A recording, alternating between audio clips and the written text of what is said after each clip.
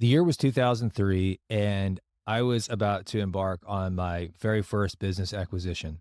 Now, I want to give you an understanding of the circumstances that led to this because it wasn't it wasn't really all that planned as it should have been.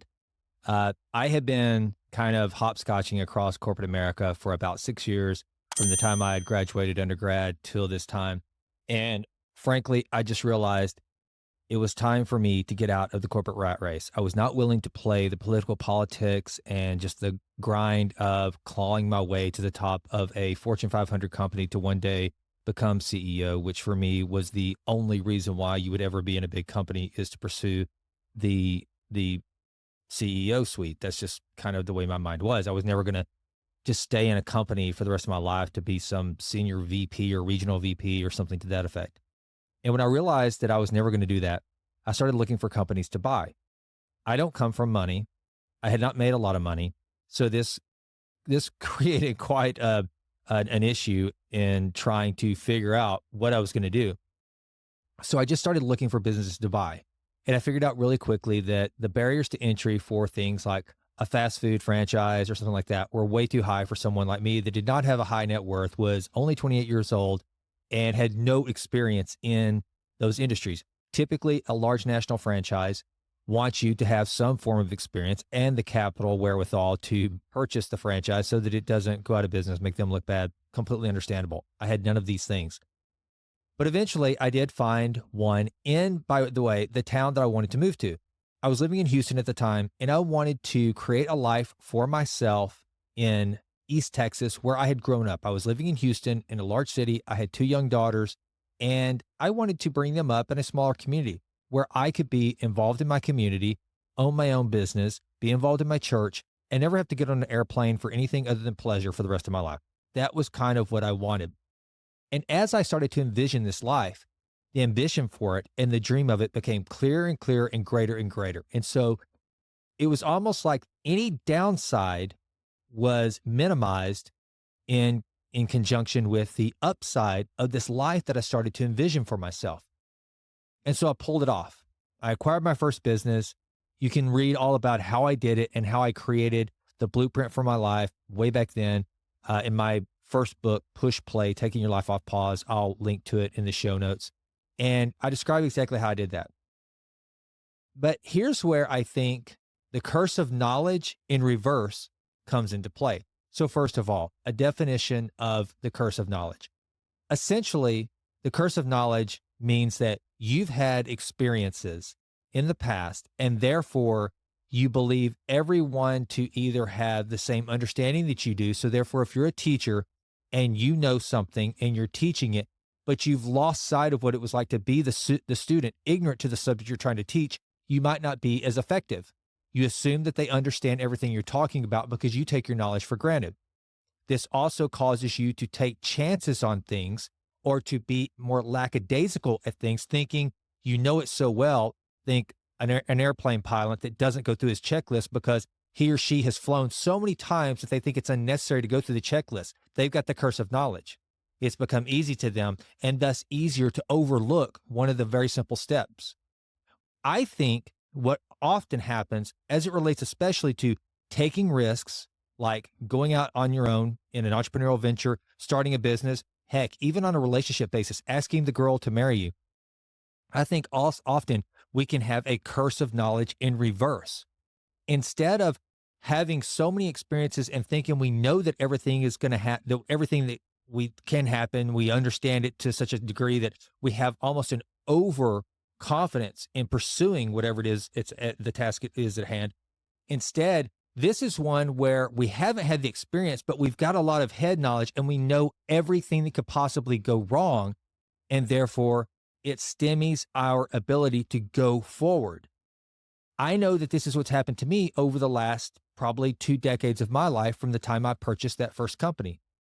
You see, I purchased the company without the curse of knowledge. I didn't have this knowledge. I just had a lot of naivete, hubris, I guess to some degree. I didn't think of it at the time like that. But more than anything, what I realized was that the risk of making this life that I had envisioned for myself, the risk was absolutely worth taking because the reward was so big that the failure, which basically worst case scenario meant that I went broke and had to go back to a big city, get a corporate job and start all over. It was worth that to me. And if I had to do it over again today, having gone to business school, having operated multiple businesses, I don't know that I would do it. I think that this is kind of like the curse of knowledge in reverse. I've done these things, and now that I know everything that could go wrong, instead of having confidence to march forward, thinking, oh, if that happens, I know I can do this again and again and again because I've done it again and again and again. Instead, it's almost the opposite. I'm less likely to go forward because I know all the things that can go wrong. And that's what I want you to be weary of, especially those of you who are starting out in your business careers. Maybe you're kind of that 5 to 6 years in and you're looking at going to graduate school. If that's where I was at, now I went a little later. I had, I guess, probably 15 years of real business experience whenever I went to graduate school to get my MBA at SMU.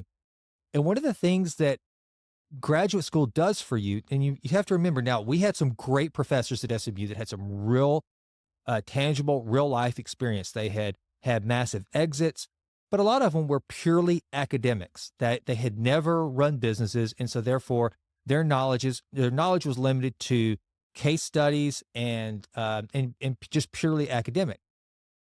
And I remember one of the things that happened to me after graduate school was, one, realizing how many bullets I had dodged in my career because of all the stupid things I had done that were completely contradictory to what we were learning in graduate school. Two, a lot of the things I had done purely by accident. I just kind of like doing back of the envelope calculations to figure out if I make this investment, what the return on investment would be. Had no idea how to figure weighted cost of capital, had no idea what, net present value meant or anything like that. I didn't know how to evaluate ideas based on a true metric of potential success. It was just kind of like a wing and a prayer and a gut feeling. And now that I know all those things, as I look back, if I were to take today's knowledge and go back in time to 2003, I probably wouldn't have purchased that first company. Everything would have said, no, don't do this. You don't have the capital. You don't have the wherewithal.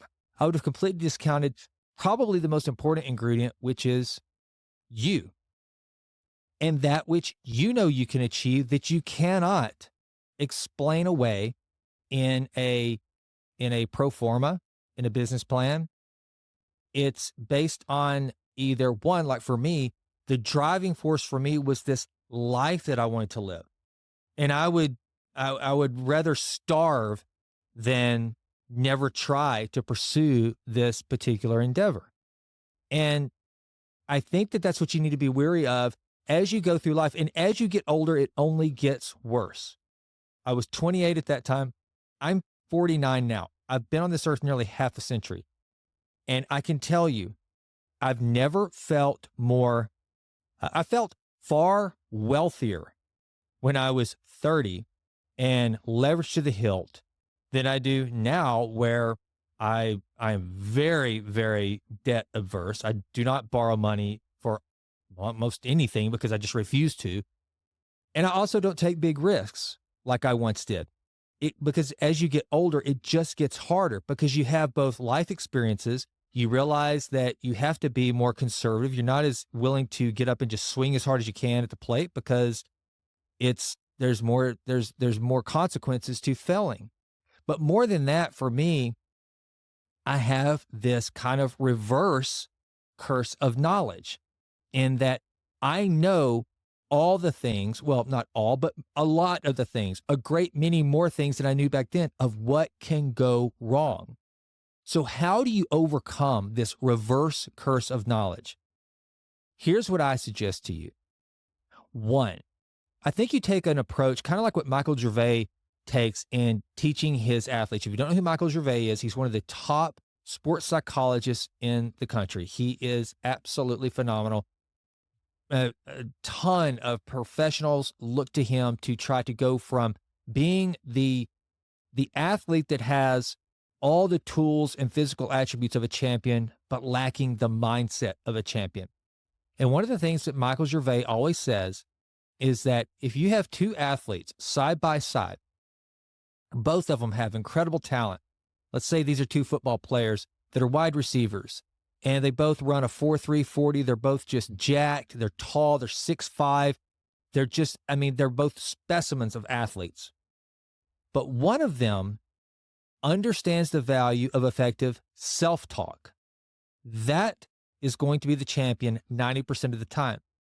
But what he goes on to explain is that it's not just about good self-talk, telling yourself that you're great, you can do this, you got this, you're an overcomer. It's having something to confirm whatever it is you're telling your mind. You have to have an experience to point to prove that you're right. You cannot completely fool your brain. A lot of people think that like daily affirmations saying that you can do this, you can do this, you can do this are the key to success in overcoming obstacles. What Michael Gervais argues is that if you're going to have truly effective self-talk, you have to have something in your brain that you can point to confirm what it is you're telling yourself now. For example, whenever I find myself having to convince myself I can go forward in business or anything like that, one of the things I always look to is my first mission trip to China. I was on the other side of the world in the foothills of the Himalayas on a hiking trip, and I nearly died. I dehydrated, did not go to the bathroom either way for 3 days, had a 50-pound pack on my back on some of the most treacherous treks you could possibly imagine. I did not think I was going to make it back. I thought that my life was coming to an end, but I survived. I'm here. I'm doing a podcast. I'm in this climate-controlled room. Everything's good. I'm healthy. I survived that. When I tell myself now, when faced with some obstacle, be it physical, mental, business, relational, whatever the case may be, and the circumstances suggest to me that there's no way I can get through it, I say, and I start the self-talk of, yes, you can. You have got this. You can get through this. And I anchor it to that experience to show me that that I am capable of overcoming incredible, seemingly insurmountable odds. And that's what you have to do. Whenever this reverse curse of knowledge comes into play, where everything on paper, where everything academically, where everything quantitatively says, you're about to make a bad move. This is not a good decision. You cannot do this. You can't make this work. The girl will say no. You can't purchase that business. You don't have the money. And you start to say to yourself, yes, I can. I absolutely can make this happen because I have fill in the blank. For some of you, I know I can endure this because I've overcome cancer. I know I can endure this because I've overcome horrible relationships before. I know I can endure this because fill in the blank. Now, it's important that whenever you start to try to overcome the reverse curse of knowledge, that you don't find yourself susceptible to the actual curse of knowledge, which again is because of all your experiences, you think you start to be a little more haphazard. You start to be a little more automated. You think you know, and you think that those that you're doing business with have the same level of understanding that you do. There has to be an incredible balance. So that's where I think that we have to put tools in place like understanding opportunity costs. Understanding that saying yes to one thing is saying no to an infinite number of other things. It's being able to figure out for yourself how to calculate risk that may not be the same as the banks, that may not be the same as any other business valuation. It is for you. For example, Elon Musk, I heard him in an interview one day say that essentially whenever he's trying to decide whether he's going to pursue a project or not, then what he will do is he will think to himself, what is the upside? How many billions or how much is it going to be worth? And if he lost all of his money, what would that look like? And this is what he did with Tesla, I think is the one he was talking about. He's like, okay, because he went for broke on Tesla. He really did. He literally went for broke. He made the calculation and said, if this doesn't work, I'll lose all my money. But if it does work, then, well, we've seen what happens. I don't really like risk for risk's sake or anything. And I do think that a lot of things are very risky with a low chance of success. But if you want to try to come up with an innovative breakthrough, that's going to be how it is. Anything which is significantly innovative is going to come with a significant risk of failure. You've got to take big chances in order for the potential for a big positive outcome. If the outcome is exciting enough, then taking a big risk is worthwhile. Losing all of his money was not as bad as Tesla succeeding. The upside of that, the potential upside, was more important to him than the possibility of losing his entire fortune. And that's where I was back when I was 28. In fact, I remember thinking I probably will go bankrupt. But the upside of raising my daughters in the community that I wanted to, being able to be involved in my church, my community, doing the things that I've done, like things that probably mean nothing to you, but meant a lot to me. Being on my city council, sitting on the board of the YMCA, being president of a Rotary Club, owning my own business. These were the things that they enriched my life.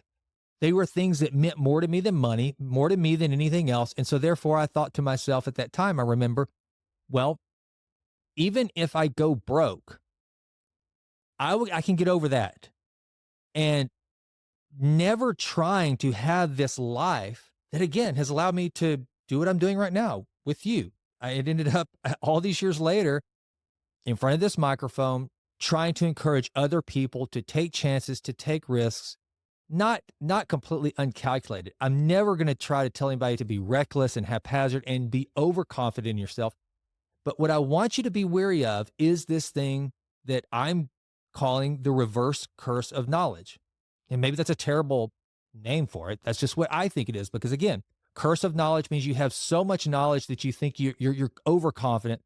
Whereas I think the reverse of that, this reverse curse of knowledge, is thinking you know so much that it causes you to not pursue great things. It causes you to have paralysis by analysis, to use the old cliche term. So, my encouragement to you today is this: put yourself in whatever calculus you're trying to figure out on those things that matter most to you. Just because case studies and academics and any number of other things put a metric in place that says you can't do this, you shouldn't take that chance, you shouldn't buy that business, you shouldn't take that job.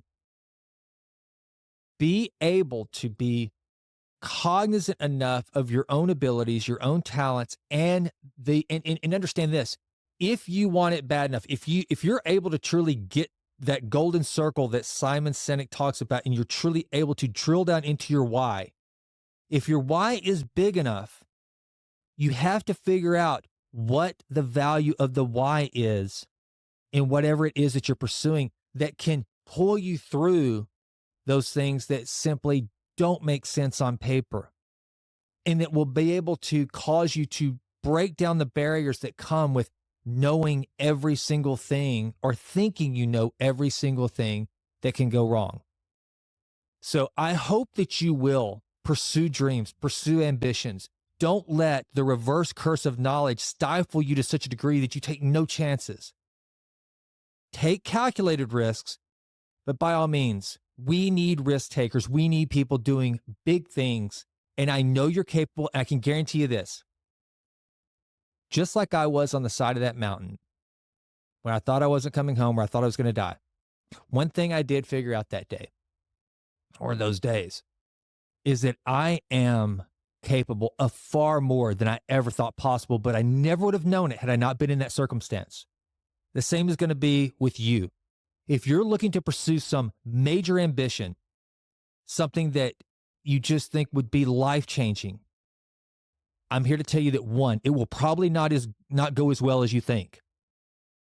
But I'll also tell you this too: the worst case scenario probably will not come to pass either. And somewhere in between the worst case scenario, the best case scenario, is you fighting your heart out and finding out that you're capable of far more than you ever thought possible. And that, my friends, well, that's magical. All right. I hope this is encouraging to you. Please click like or subscribe. I have had some of the sweetest and kindest comments, people realizing that this is not a big channel. I'm trying to grow it, and I want it to be full of encouragement, mainly to encourage you to improve always in all ways. Thank you so much for listening. I'm Jason, and I'm out. Hey, if you enjoyed this content, please consider clicking like or subscribe. I would appreciate it so much. Continue to improve always in all ways.